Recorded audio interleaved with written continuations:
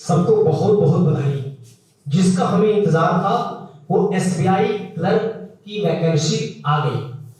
आज शाम को ही जैसी वैकेंसी आई सबके चेहरे खिल गए और सबको बड़ा इंतजार था कि कब वैकेंसी आएगी। आज सुबह ही इनफैक्ट क्लास से बात कर रहा था कि इधर सितंबर में, अक्टूबर में मेंस का एग्जाम है लास्ट में, इसके बाद नवंबर महीना बचता है जब एसबीआई का पीटी का एग्जाम होगा। ये आज सुबह क्लास में बात हो रही थी और शाम होते ही वैकेंसी आई पूरा 5008। ये बड़ा ही सुनहरा मौका है और बच्चों सबको wish you all the best to grab this opportunity. SBI में ज्वाइन करने के लिए सबकी बड़ी इच्छा होती है और ये मौका आ गया है। कहते हैं जिसका हमें था इंतजार लो वो घड़ी आ गई। अब ये घड़ी आ गई तो जो बच्चे पढ़ाई कर रहे होंगे, जो बच्चे दिन रात एक कर रहे होंगे, जो लगे हुए हैं, उनको तो रियल मजा आने वाला है और रुकना नहीं है। वैसे भी हम कहते हैं ऐसे ही नहीं मिलती राही को मंजिल। कोई भी मंजिल किसी को ऐसी आसानी से नहीं मिलती, एक जुनून सा दिल में जगाना पड़ता है। पूछा चिड़ियों से कैसे बना आशियाना, पूछा चिड़ियों से कैसे बना आशियाना, बोली भरनी पड़ती है उड़ान बार बार और तिनका उठाना पड़ता है।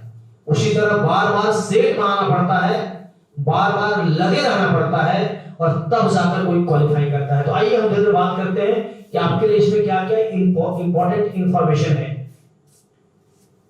रिक्रूटमेंट आज आया है और सबसे बड़ी बात यह है कि registration of application and payment fees कल से ही स्टार्ट हो जाएगा और चलेगा कब तक? 27/9 तक, यानी 27 सितंबर तक। आपको यहां पर ध्यान देना है कि लास्ट दिन का वेट नहीं करना है, हमको यहां तुरंत अप्लाई कर देना है। और मैं भी आपको आइडिया भी दूंगा कि आप कहां से फॉर्म अप्लाई कर सकते हैं और कैसे कर सकते हैं। यहां एक बात दिया हुआ है, candidates applying for vacancy of a particular state. जिस स्टेट से आप अप्लाई कर रहे हैं उस स्टेट का आपको लोकल लैंग्वेज आना चाहिए। और एसबीआई की सबसे बड़ी बात बच्चों ये है कि आप अपने पर्टिकुलर स्टेट से भर सकते हैं। आप अपने पर्टिकुलर स्टेट से भर सकते हैं, मींस अपने पर्टिकुलर स्टेट से एग्जाम दे सकते हैं। ऐसा नहीं है कि यदि आपने महाराष्ट्र भर दिया तो आपको नागपुर या महाराष्ट्र जाकर, दिल्ली जाकर एग्जाम देना होगा। यदि आप झारखंड के हैं तो झारखंड में अपने स्टेट में, अपने शहर में अगर कहीं कोई सेंटर है जहां से हम एग्जाम देते हैं वहां जाकर आप एग्जाम दे सकते हैं, बशर्ते कि आप महाराष्ट्र या इवन जम्मू या दिल्ली का फॉर्म भरे हुए हैं या वेस्ट बंगाल का फॉर्म भरे हुए हैं, आप झारखंड में उस एग्जाम को दे सकते हैं। इसलिए आपको वेस्ट बंगाल या महाराष्ट्र या गुजरात जाने की आवश्यकता नहीं है। तो अगर अपने स्टेट से अगर हम दे रहे हैं तो वहां का तो हमको लैंग्वेज पता है, लेकिन यदि अदर स्टेट से अगर महाराष्ट्र से दे रहे हैं तो मराठी हमको आनी चाहिए और नहीं भी आती है तो घबराने की बात नहीं, धीरे धीरे सीख जाएंगे। क्या सुजीत? पिछली बार भी कई बच्चे यहाँ क्वालिफाई किए थे जो कि महाराष्ट्र गए और वहां का लैंग्वेज उन्होंने आसानी से सीख लिया। और इस बार निशा भी महाराष्ट्र से एग्जाम देके आई है तो मुझे पूरा उम्मीद है कि लैंग्वेज सीख ही लेगी। जिस तरह से पहले के बच्चे सीखते थे उस तरह से आप भी सीख सकते हैं। यहां पर एक बात यह है कि नवंबर में आपका पीटी का एग्जाम होगा, लेकिन पीटी के एग्जाम का डेट नहीं दिया हुआ है। तो आपके लिए कुछ डेट्स मैं गेस कर देता हूं। नवंबर महीने 5-6 तारीख को सैटरडे संडे है, 12-13 को है, 19-20 को है और 26-27 को है। तो इसलिए मैं आपको एक टेंटेटिव डेट दे देता हूं कि आपका एग्जाम होगा 12 तारीख से लेकर 27 तारीख के बीच पीटी का। और 2-4 दिनों में तो ये डेट आ ही जाएगा। मैंने एक टेंटेटिव डेट दिया है, कोई भी डेट हो सकता है, but you have to adjust yourself for that particular day. आप ये मान के चलें कि 12 नवंबर को ही आपका पीटी का एग्जाम होगा। And guys just prepare yourself for that day. उस डे हम एग्जाम देंगे और आप तैयारी कर ही रहे हैं। आपने अभी आरआरबी का एग्जाम दिया, पीओ का पीटी और मेंस, सॉरी आरआरबी क्लरिकल का पीटी दिया, आरआरबी पीओ का पीटी दिया और अभी आप आईपीएस क्लरिकल का पीटी दे रहे हैं, आईपीएस पीओ का पीटी आप देने वाले हैं। That means you are ready. इसके बाद आप मेंस देंगे और मेंस के जस्ट बाद आपको मौका मिलेगा नवंबर में ये एग्जाम देने का और दिसंबर में या जनवरी में इसका मेंस हो जाएगा। तो इसके लिए दिसंबर 17 तारीख से लेकर आप जनवरी 10 तारीख तक रेडी रहिए, उस समय इसके मेंस का एग्जाम हो जाएगा। और इसी बीच एसबीआई पीओ की वैकेंसी आ जाएगी और उसका भी एग्जाम जनवरी फरवरी में होगा। इसके लिए भी बी रेडी फॉर दैट, आपको तैयार रहना है। और ये डेटा सबको पता है, एज रिलैक्सेशन का एससी एसटी के लिए आता है 5 इयर्स, ओबीसी के लिए 3 इयर्स, फिजिकली चैलेंज अगर है या कोई ईडब्ल्यूएस में है उसके लिए, फिर पीडब्ल्यू अगर कोई फिजिकली चैलेंज है लेकिन एससी एसटी है उसके लिए है, फिजिकली चैलेंज है लेकिन ओबीसी है उसके लिए है, और एक्स सर्विसमैन के लिए। इससे आपको ज्यादा मतलब नहीं है, जो जिस कैटेगरी का है उसको पता ही है, उसको पता रहता है कि उसको कितना रिलैक्सेशन मिलता है। जो नए बच्चे हैं उस स्लाइड को ध्यान से देख लेंगे। अब आते हैं हम लोग प्रीली वाले एग्जाम में, जो कि आपका नवंबर में होना डिसाइडेड है, डेट भी आ जाएगा एक हफ्ते के अंदर। प्री का जब एग्जाम होता है तो पूरा समय रहता है 60 मिनट का, मींस 1 घंटे का, और ये सेपरेट टाइम रहता है। यदि आप इंग्लिश देख रहे हैं तो वहां रहेगा 20 मिनट, मैथ्स बना रहे हैं तो वहां रहेगा 20 मिनट, रीजनिंग एबिलिटी के लिए वहां रहेगा 20 मिनट। ये सेपरेट टाइम है। लेकिन यहाँ एक मजेदार बात ये है कि आपको इंडिविजुअल में कोई कटअप मार्क्स नहीं है। तो किसी का अगर इंग्लिश में कम मार्क्स भी आ रहा है, इधर अगर ज्यादा मार्क्स आ रहा है तो वो आसानी से क्वालिफाई कर सकता है, बशर्ते कि इधर ज्यादा नंबर आए। और क्वेश्चन कितने हैं? इंग्लिश में 30, रीजनिंग और मैथ्स में 35। इसका आपको आदत भी है, ये कंबाइंड टाइम है, इसका सिर्फ ध्यान रखना है। और इस एग्जाम के लिए सबसे बड़ी बात ये है, सबसे ज्यादा इंतजार किसको था? जिसने इस बार पार्ट 3 का एग्जाम दिया और जिसका अभी तक रिजल्ट नहीं आया है। यदि 30 नवंबर तक उनका रिजल्ट आ जा रहा है तो वो आसानी से इस फॉर्म को भर सकते हैं और क्वालिफाई करने की अगर उनके अंदर क्षमता है तो वो क्वालिफाई भी कर सकते हैं। ये बहुत बड़ी बात है, क्योंकि बहुत बच्चे उस बात करते हैं कि सर हम अपियरिंग कैंडिडेट है, क्या हम फॉर्म भर सकते हैं? तो ये एसबीआई आपको मौका देता है कि if you are appearing candidate you must fill the form and now you have chance to qualify. आपके पास एक बड़ा सुंदर मौका है क्वालिफाई करने का। तो आप प्यारे बच्चों, हम देखते हैं कि मेंस में क्या क्या होता है। पहले पीटी का एग्जाम देंगे, उसको क्वालिफाई करेंगे, फिर मेंस देंगे। तो मेंस में ध्यान देना है, जीके में क्या क्या है? जनरल फाइनेंशियल अवेयरनेस, यानी करंट अफेयर्स भी रहेगा, फाइनेंशियल भी रहेगा, एक्सटर्नल स्टेट ट्रेडिशनल क्वेश्चन भी रहेगा, और साथ ही साथ कुछ जनरल अवेयरनेस भी रहेगा। क्वेश्चन रहेगा 50 नंबर और टाइमिंग रहेगा 35 मिनट। ये सेपरेट टाइमिंग है। यहाँ पर भी आपको 35 मिनट अलग से दिया जाएगा। अगर आपने 15 मिनट क्वेश्चन बना लिया तो आपको 20 मिनट चुपचाप वहां बैठे रहना है। इसके बाद जनरल इंग्लिश 40 क्वेश्चन 40 मार्क्स और समय दिया गया 35 मिनट। मैथ्स के लिए 50 क्वेश्चन है, टाइम दिया गया 50 मिनट, मार्क्स है 50 मिनट, सॉरी 50 मार्क्स है और ड्यूरेशन कितना है? 45 मिनट। इसके बाद reasoning ability and computer aptitude, यहाँ कंप्यूटर का कोई क्वेश्चन नहीं आएगा। इनपुट आउटपुट या कोडिंग जो होता है ना, उसे वो कंप्यूटर एप्टीट्यूड करते हैं। तो इस तरीके से इसका भी क्वेश्चन है 50, मार्क्स यहाँ 60 है। That means what? Each question carry 1.2 marks. यहाँ ध्यान देना है। रीजनिंग के क्वेश्चन में ज्यादा नंबर है, और रीजनिंग में एक बात आप बता दूं, reasoning is quite easy. If you just devote yourself in a study of reasoning and you go through 30 or 40 sets, and if you have regular practice in reasoning, then you will get more and more marks. कितने बच्चे ऐसे हैं जो PT में 35 में 34 और 35 marks मिले आते हैं? उसी तरह अगर हम प्रैक्टिस कर रहे हैं, थोड़ा पजल का प्रैक्टिस कर लिए, खास करके हमारे बुक से, जो रीजनिंग की एनएससी की बुक है उससे अगर प्रैक्टिस कर रहे हैं तो पजल अगर हम बना लिए, उससे कोडिंग बना लिए, इनपुट आउटपुट बना लिए, तो यहाँ पर 60 में से आप 55 से लेकर 60 मार्क्स आसानी से ला सकते हैं। यहाँ भी समय है 45 मिनट, यानी कि मैथ्स और रीजनिंग में टाइम 45 मिनट, और जीके और इंग्लिश में कितना है? 35 मिनट। टोटल टाइम हो गया 2 घंटा 40 मिनट।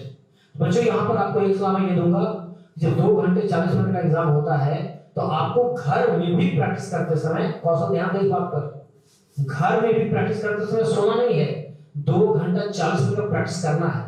अदरवाइज अचानक एग्जाम बैठेंगे बहुत देर तक तो व्यक्ति थक जाता है, मूड नहीं बन पाता, वो टेम्पो नहीं बन पाता है। जब एग्जाम वाले बात करते हैं लगता है कि रिलैक्स हो गए 2 घंटे के बाद, क्योंकि यहाँ पर 2 घंटे 40 मिनट एकदम फ्रेश मोड में रहना है। यहाँ पर बीच में कहीं कोई ऐसा गैप नहीं जहां तक जाकर आदमी बाहर जब फिर से जाएगा। ये कंटिन्यू एग्जाम हो रहा है। एग्जाम होगा 2 मिनट का, मार्क्स है 200 और क्वेश्चन है 190।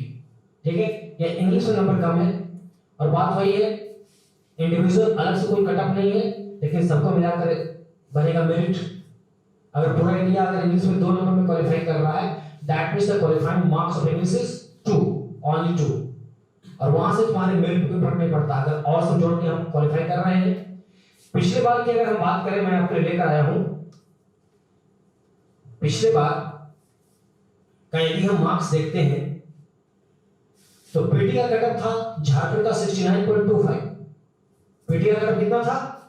69.25। ये पीटी का है, तो झारखंड का कटअप था हम लोगों का 69.25।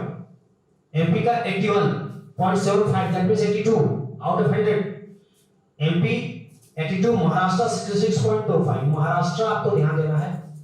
और मैं बोलूंगा कि यदि बच्चे कुछ नया तैयारी कर रहे हैं, नई तैयारी करने वाले हैं, अगर बहुत ऑप्टिमम मार्क्स नहीं लाते हैं, then we should go to Maharashtra और गुजरात। महाराष्ट्र में मार्क्स था कितना? 66.25। यूपी का भी 81 है, वेस्ट बंगाल का 79.75, दैट मींस 80 है, गुजरात का 64 है। गुजरात 64, यानी कि जो नए बच्चे हैं वो महाराष्ट्र और गुजरात फॉर्म फिलअप कर सकते हैं। लेकिन यदि 50 नंबर आ रहा है, then no need to go. हमारे पास अभी भी समय है पूरे 2 महीने का, सितंबर पूरा, अक्टूबर पूरा, और जैसा मैं गेस कर पा रहा हूं नवंबर का half, that means you have 2 months and 10 और 15 डेज। इतने समय में 70 दिनों में यदि डेली अगर हम पीटी का 2 से बनाते हैं तो 140 दिन का हो जाएगा प्रैक्टिस, और जितना कोई प्रैक्टिस करेगा उतने क्वालिफाई करने का चांस बढ़ जाएगा। और एग्जाम के समय तो हम लोग एक दिन में 4 set, 5 set, 6 set, 7 set, 8 set तक बनाते हैं। हम ये चाह रहे हैं कि जब एग्जाम हो एसबीआई पीटी का, तब तक प्रत्येक ध्यान देना है कि लास्ट दिन का वेट नहीं करना है, हमको यहाँ तुरंत अप्लाई कर देना है। और मैं भी आपको आइडिया नहीं दूंगा कि आप कहां से फॉर्म अप्लाई कर सकते हैं और कैसे कर सकते हैं। यहां एक बात दिया हुआ है, candidates applying for vacancy of a particular state. जिस स्टेट से आप अप्लाई कर रहे हैं उस स्टेट का आपको लोकल लैंग्वेज आना चाहिए। और एसबीआई की सबसे बड़ी बात बच्चों ये है कि आप अपने पर्टिकुलर स्टेट से भर सकते हैं। आप अपने पर्टिकुलर स्टेट से भर सकते हैं, मींस अपने पर्टिकुलर स्टेट से एग्जाम दे सकते हैं। ऐसा नहीं है कि यदि आपने महाराष्ट्र भर दिया तो आपको नागपुर या महाराष्ट्र जाकर, दिल्ली जाकर एग्जाम देना होगा। यदि आप झारखंड के हैं तो झारखंड में अपने स्टेट में, अपने शहर में अगर कहीं कोई सेंटर है जहां से हम एग्जाम देते हैं, वहां जाकर आप एग्जाम दे सकते हैं, बशर्ते कि आप महाराष्ट्र या इवन जम्मू या दिल्ली का फॉर्म भरे हुए हैं या वेस्ट बंगाल का फॉर्म भरे हुए हैं, आप झारखंड में उस एग्जाम को दे सकते हैं। इसके लिए आपको वेस्ट बंगाल या महाराष्ट्र या गुजरात जाने की आवश्यकता नहीं है। तो अगर अपने स्टेट से अगर हम दे रहे हैं तो वहां का तो हमको लैंग्वेज पता है, लेकिन यदि अदर स्टेट से अगर महाराष्ट्र से दे रहे हैं तो मराठी हमको आनी चाहिए, और नहीं भी आती है तो घबराने की बात नहीं, धीरे-धीरे सीख जाएंगे। क्या सुजीत?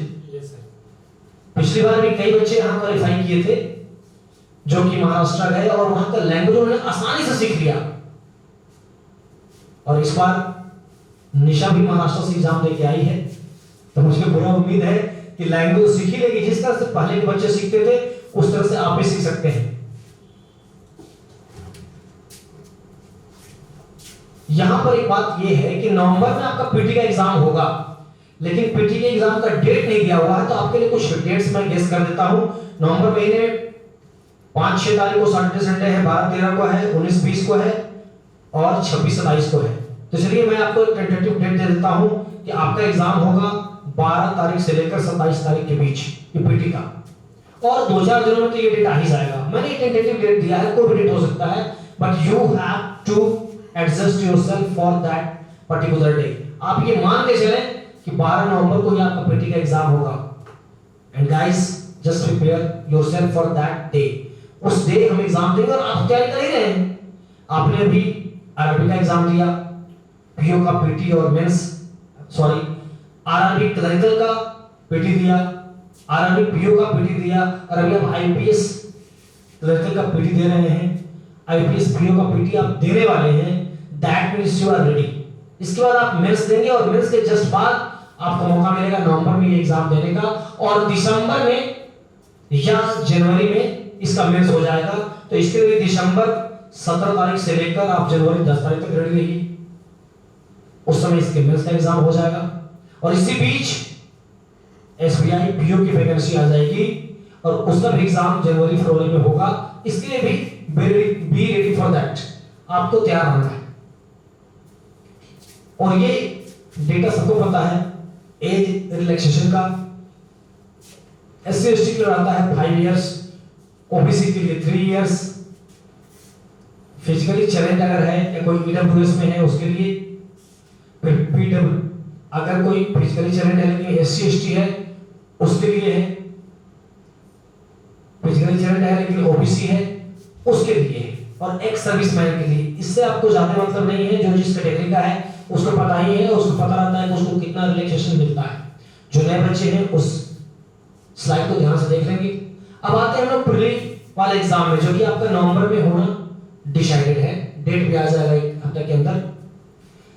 प्री का जब एग्जाम होता है तो पूरा समय रहता है 60 मिनट का, मींस 1 घंटे का, और ये सेपरेट टाइम रहता है। यदि आप इंग्लिश देख रहे हैं तो वहां रहेगा 20 मिनट, मैथ्स बना रहे हैं तो वहां रहेगा 20 मिनट, रीजनिंग एबिलिटी के लिए वहां रहेगा 20 मिनट। ये सेपरेट टाइम है। लेकिन यहाँ एक मजेदार बात ये है कि आपको इंडिविजुअल में कोई कटअप मार्क्स नहीं है। तो किसी का अगर इंग्लिश में कम मार्क्स भी आ रहा है, इधर अगर ज्यादा मार्क्स आ रहा है तो आसानी से क्वालिफाई कर सकता है, बशर्ते कि इधर ज्यादा नंबर आए। और क्वेश्चन कितने हैं? इंग्लिश में 30, रीजनिंग और मैथ्स में 35। इसका आपको आदत भी है, ये कंबाइंड टाइम है, इसका सिर्फ ध्यान रखना है। और इस एग्जाम के लिए सबसे बड़ी बात ये है, सबसे ज्यादा इंतजार किसको था? जिसने इस बार पार्ट 3 का एग्जाम दिया और जिसका अभी तक रिजल्ट नहीं आया है। यदि 30 नवंबर तक उनका रिजल्ट आ जा रहा है तो वो आसानी से इस फॉर्म को भर सकते हैं और क्वालिफाई करने की अगर उनके अंदर क्षमता है तो वो क्वालिफाई भी कर सकते हैं। ये बहुत बड़ी बात है, क्योंकि बहुत बच्चे उस बात करते हैं कि सर हम अपियरिंग कैंडिडेट हैं, क्या हम फॉर्म भर सकते हैं? तो ये एसबीआई आपको मौका देता है कि if you are appearing candidate you must fill the form and now you have chance to qualify. आपके पास एक बड़ा सुंदर मौका है क्वालिफाई करने का। तो आओ प्यारे बच्चों, हम देखते हैं कि मेंस में क्या क्या होता है। पहले पीटी का एग्जाम देंगे, उसको क्वालिफाई करेंगे, फिर मेंस देंगे। तो मेंस में ध्यान देना है, जीके में क्या क्या है? जनरल फाइनेंशियल अवेयरनेस, यानी करंट अफेयर्स भी रहेगा, फाइनेंशियल रहेगा, एक्सटर्नल एक्सटेंट ट्रेडिशनल क्वेश्चन भी रहेगा, और साथ ही साथ कुछ जनरल अवेयरनेस भी रहेगा। क्वेश्चन रहेगा 50 नंबर और टाइमिंग रहेगा 35 मिनट। ये सेपरेट टाइमिंग है। यहाँ पर भी आपको 35 मिनट अलग से दिया जाएगा। अगर आपने 15 मिनट क्वेश्चन बना लिया तो आपको 20 मिनट चुपचाप वहां बैठे रहना है। इसके बाद जनरल इंग्लिश 40 क्वेश्चन 40 मार्क्स और समय दिया गया 35 मिनट। मैथ्स के लिए 50 क्वेश्चन है, टाइम दिया गया 50 मिनट, मार्क्स है 50 मिनट, सॉरी 50 मार्क्स है और ड्यूरेशन कितना है? 45 मिनट। इसके बाद reasoning ability and computer aptitude, यहां कंप्यूटर का कोई क्वेश्चन नहीं आएगा। इनपुट आउटपुट या कोडिंग जो होता है ना, उसे वो कंप्यूटर एप्टीट्यूड कहते हैं। तो इस तरीके से इसका भी क्वेश्चन है 50, मार्क्स यहां 60 है। That means what? Each question carry 1.2 marks, यहां ध्यान देना है। रीजनिंग के क्वेश्चन में ज्यादा नंबर है, और रीजनिंग एक बात आप बता दूं, reasoning is quite easy if you just devote yourself in a study of reasoning and you go through 30 or 40 sets and if you have regular practice in reasoning then you will get more and more marks। कितने बच्चे ऐसे हैं जो PT में 35 में 34 और 35 marks भी ले आते हैं। उसी तरह अगर हम प्रैक्टिस कर रहे हैं, थोड़ा पजल का प्रैक्टिस कर लिए, खास करके हमारे बुक से जो रीजनिंग की एनएससी की बुक है उससे अगर प्रैक्टिस कर रहे हैं तो पजल अगर हम बना लिए, उससे कोडिंग अगर बना लिए, इनपुट आउटपुट बना लिए, तो यहाँ पर 60 में से आप 55 से लेकर 60 मार्क्स आसानी से ला सकते हैं। यहाँ भी समय है 45 मिनट, यानी कि मैथ्स और रीजनिंग में टाइम 45 मिनट और जीके और इंग्लिश में कितना है? 35 मिनट। टोटल टाइम हो गया 2 घंटा 40 मिनट।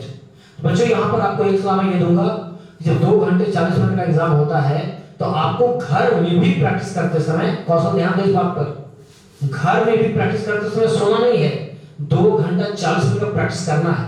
अदरवाइज अचानक एग्जाम बैठेंगे बहुत देर तक तो व्यक्ति थक जाता है, मूड नहीं बन पाता, वो टेम्पो नहीं बन पाता है। जब एग्जाम वाले बात करते हैं लगता है कि रिलैक्स हो गए 2 घंटे के बाद, जबकि यहाँ पर 2 घंटा 40 मिनट एकदम फ्रेश मूड में रहना है। यहाँ पर बीच में कहीं कोई ऐसा गैप नहीं जहां तक जाकर आदमी बाहर जाकर फिर जाएगा। ये कंटिन्यू एग्जाम हो रहा है। तो एग्जाम होगा 2 घंटा 40 मिनट का, मार्क्स है 200 और क्वेश्चन है 190। ठीक है, ये इंग्लिश में नंबर कम है और बात वही है, इंडिविजुअल अलग से कोई कटअप नहीं है, लेकिन सबको मिलाकर बनेगा मेरिट। अगर पूरा इंडिया अगर इंग्लिश में 2 नंबर में क्वालिफाई कर रहा है, that means the qualifying marks of English is 2, only 2, और वहां से तुम्हारे मेरिट पे कोई फर्क नहीं पड़ता अगर और सब जोड़ के हम क्वालिफाई कर रहे हैं। पिछले बार की अगर हम बात करें, मैं आपके लिए लेकर आया हूं, पिछले बार का यदि हम मार्क्स देखते हैं तो पीटी का कटअप था झारखंड का 69.25। पीटी का कटअप कितना था? 69.25। ये पीटी का है। तो झारखंड का कटअप था हम लोगों का 69.25। एमपी का 81.75, that means 82 out of 100। MP 82, Maharashtra 66.25। Maharashtra आपको ध्यान देना है। और मैं बोलूंगा कि यदि बच्चे कुछ नया कैरी कर रहे हैं, नई कैरी करने वाले हैं, अगर बहुत ऑप्टिमम मार्क्स नहीं आते हैं, then you should go to Maharashtra और गुजरात। महाराष्ट्र में मार्क्स था कितना? 66.25। यूपी का भी 81 है, वेस्ट बंगाल का 79.75, दैट मींस 80 है, गुजरात का 64 है। गुजरात 64, यानी कि जो नए बच्चे हैं वो महाराष्ट्र और गुजरात फॉर्म फिलअप कर सकते हैं। लेकिन यदि 50 नंबर आ रहा है, then no need to go. हमारे पास अभी भी समय है पूरे 2 महीने का, सितंबर पूरा, अक्टूबर पूरा, और जैसा मैं गेस कर पा रहा हूं नवंबर का half. That means you have 2 months and 10 और 15 डेज। इतने समय में 70 दिनों में यदि डेली अगर हम पीटी का 2 सेट बनाते हैं तो 140 सेट का हो जाएगा प्रैक्टिस। और जितना कोई प्रैक्टिस करेगा उतने क्वालिफाई करने का चांस बढ़ जाएगा।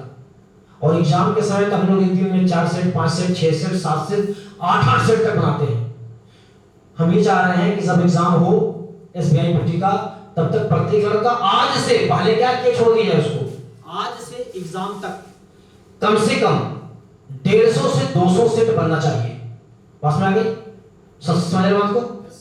कम से कम 150 से 200 सेट। इसके पहले मोनू क्या बनाए इसका तो मतलब नहीं है, इसके पहले निशा क्या बनाए इसका मतलब नहीं है, सुजीत क्या बनाए इसका मतलब नहीं है। समझ रहे बात को ना? Today onwards you have to solve at least 152, अगर क्वालिफाई करना है 152 to 206। Now you have 70 days. अगर डेली 2 से बनाएंगे तो कितना हो जाएगा? 140। 3 बनाएंगे तो हो जाएगा 210, माने मोर देन दैट। इतना ही नहीं, 150 से 200 नहीं, इससे और जितना ज्यादा हो पाए। जितना हम प्रैक्टिस करते हैं उतना ही हम परफेक्ट होते हैं। ये बात सही है।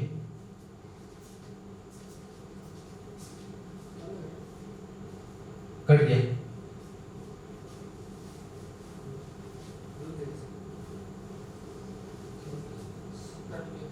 कट गया।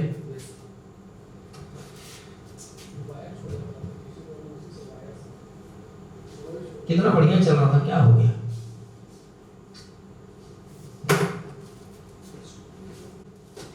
तो मैं बता रहा था कि टुडे ऑनवर्ड्स, आज से लेकर एग्जाम के समय तक कम से कम 150 से 200 सेट। ऐसा मैंने क्यों बोला? क्यों? क्योंकि अभी आपको मेंस का एग्जाम भी देना है। लेकिन जिन बच्चों को मेंस एग्जाम नहीं देना है, जो बच्चे ग्रेजुएशन का एग्जाम दिए हैं जस्ट, उनको तो कम से कम 250-300 सीट बनाना चाहिए, सो दैट वो क्वालिफाई कर जाए। ये बहुत मजाक नहीं है।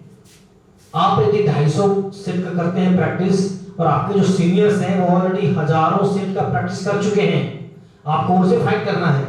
So you must have at least 150 to 200 seat and more than that. और अगर कोई जूनियर इस वीडियो को देख रहा है तो उससे मेरा रिक्वेस्ट है, देखो बच्चों, आज से इससे बनाना स्टार्ट करो, जब मौका लगे बनाते रहो, जितना बन जाए, जितना अधिक प्रैक्टिस होगा, अधिक तो समझ रहा है ना, उतना ही मजा आएगा। जोर से बोलो, आवाज तुम्हारी नहीं आ रही? हाँ समझ रहा है, ठीक है। तो यहां पर जब मेंस की हम बात करेंगे तो मेंस का भी सेट बनाना है। इसलिए हमारे स्ट्रेटजी में क्या शामिल होता है कि दिन भर में कम से कम 1 सेट मेंस का भी हमको बनाना है। और जब पीटी का एग्जाम हो जाएगा उसके बाद 2 सेट 3 सेट मेंस का बनाते रहेंगे, मगर अभी 1 सेट कम से कम मेंस का जरूर बनाना है। चलिए आगे देखते हैं। इसका जब आप फॉर्म भरेंगे तो आपको लगेगा 750 रुपया, और जो भी SC ST PW physically challenge ex serviceman हो, इन लोगों का पैसा नहीं लगता है। इसका आता है कि सीट कहां पर है, कहां पर कितना सीट है। तो ऑल ओवर इंडिया में 5008 सीट है। एक बार मैं आपको ये बताता हूं कि कहां से कितना क्वालिफाई किया था। मैं उसे बता भी रहा था कि झारखंड में हुआ था कितने पर,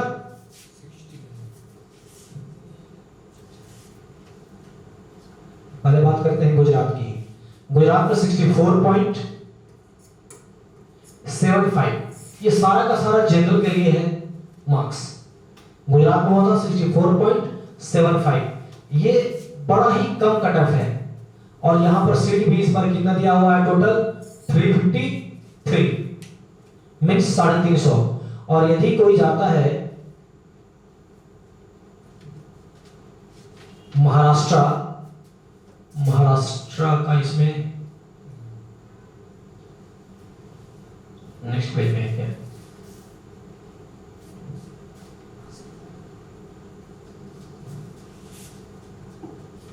महाराष्ट्र, यहां पर कितना सीट है 747। तो जहां पर ज्यादा सीट है वहां पर तो कुछ कटअप कम होगा। लास्ट ईयर का कटअप था यहां पर 66.25। अदरवाइज एमपी का, यूपी का, ये सब 81 से ज्यादा था स्कोर। हिमाचल प्रदेश का 80, वेस्ट बंगाल के 79.75, दैट मींस अप टू 80। तो इस तरह से आपके लिए जिनकी तैयारी थोड़ी सी कम है या जिनको स्कोर थोड़ा कम आता है, उनके लिए सुटेबल स्टेट है महाराष्ट्र और गुजरात। और मराठी और गुजराती सीखना is quite easy for anyone. सबसे बड़ी बात यह है कि आपको एग्जाम देने के लिए गुजरात और महाराष्ट्र में जाना है। आप यहीं से बैठकर, घर से बैठकर एग्जाम दे सकते हैं, यानी कि अपने स्टेट में, अपने टाउन में एग्जाम दे देते हैं यदि वहां एग्जामिनेशन सेंटर है।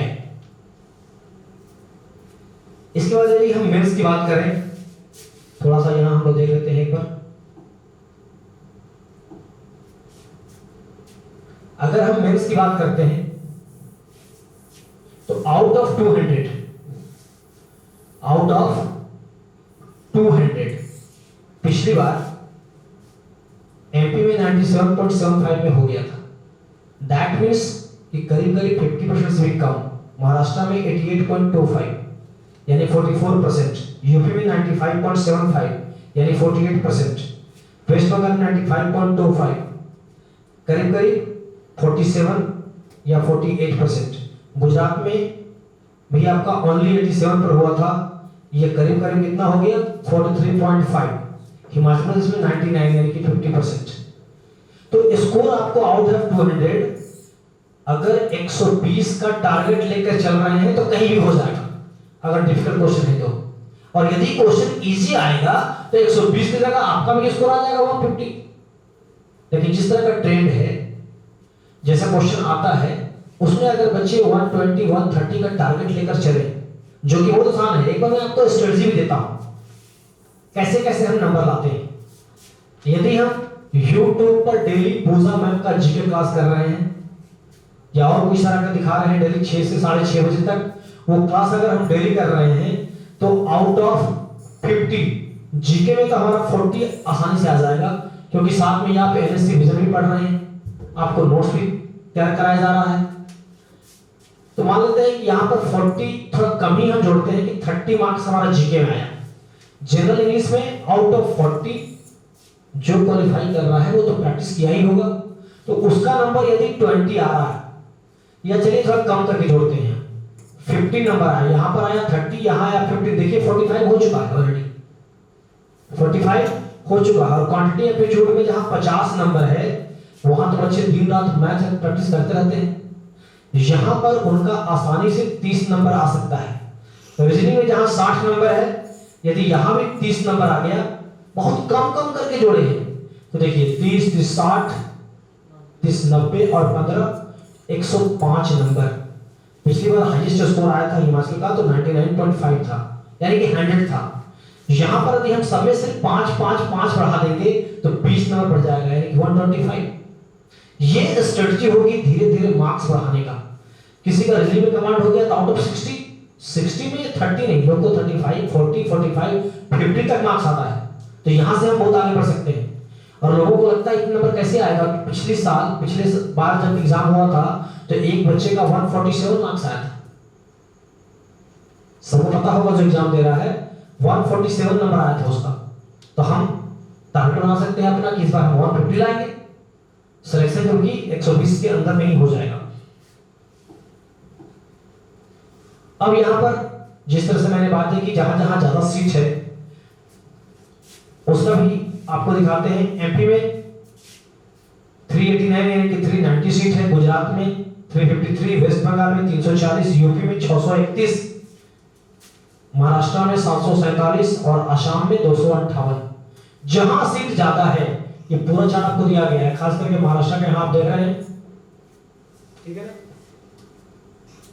ये है आपका ओबीसी का, ये है एससी का, ये है एसटी का, ये ओबीसी का, ये ईडब्ल्यूएस का और ये जनरल का 330।